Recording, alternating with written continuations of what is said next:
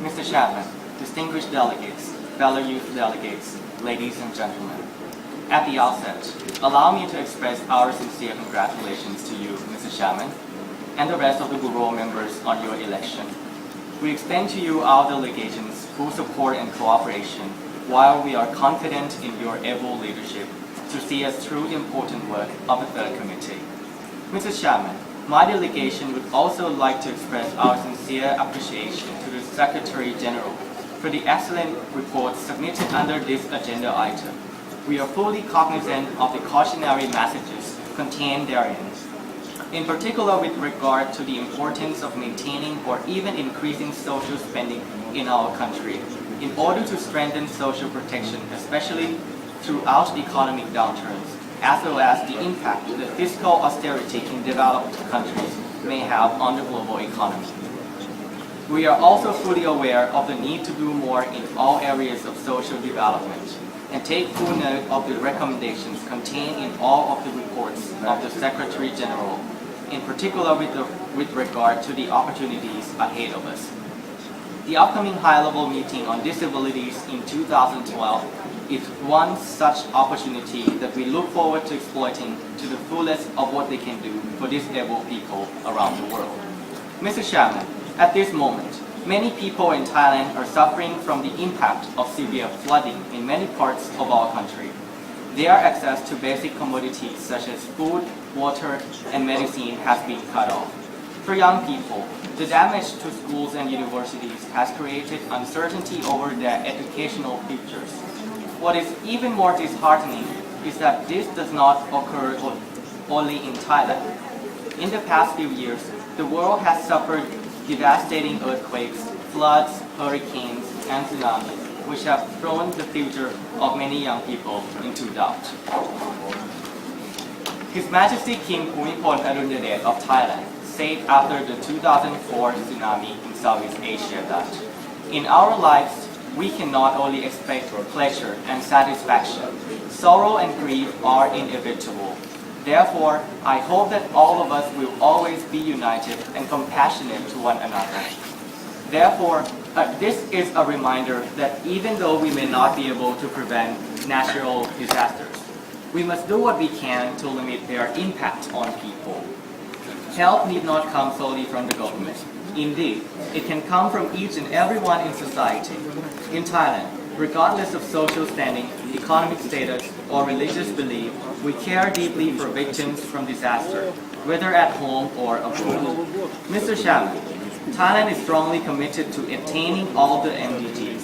We have alleviated much poverty, particularly in rural areas, facilitated equal and free access to education for all, improved access to healthcare systems, and in particular, reduced the maternal and child mortality rates. Moreover, Thailand takes seriously our responsibility to help those in need to the fullest of our ability through tripartite cooperation as part of our commitment to strengthening global partnership. We would like to see more unity and compassion among the nations of the world. We want to ensure that no nation will ever be left behind in times of need. To ensure that people can get back on their feet quickly, support from the international community is indispensable. Therefore, we encourage all member states to further contribute their resources to those in dire need. The United Nations can then truly reflect its unity and live up to its name. Mr. Chairman, we're living in a tumultuous world where every nation is facing a great number of problems and challenges. Notwithstanding the economic crisis, non-traditional security threats have become pressing major challenges to the lives of people in every corner of the world, as well as an impediment to achieve the MDGs. Modernization and industrialization have changed the way we live. The lifestyles of young people today is not the same as that of their parents. As the youth of Thailand adapt to the country's socio-economic development, the pace of our lives quicken, our consumption patterns change, our stress levels increase, and our health suffers.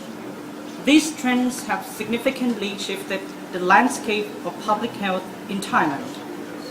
We live in times when medical technologies have advanced, yet we are faced with increasing reports of disease. We live in times where pandemic diseases such as SARS and H1N1 are in the spotlight, while non-communicable diseases, particularly cardiovascular diseases, cancers, and diabetes, are the biggest cause of death among the Thai population. Today, these diseases are not only prevalent among elderly Thais, but younger generations as well. Therefore, it directly impacts the future of our nation. We in Thailand are fully aware of the impact of this increasing burden of disease. We have therefore placed control initiatives and prevention measures related to health very high on the national agenda.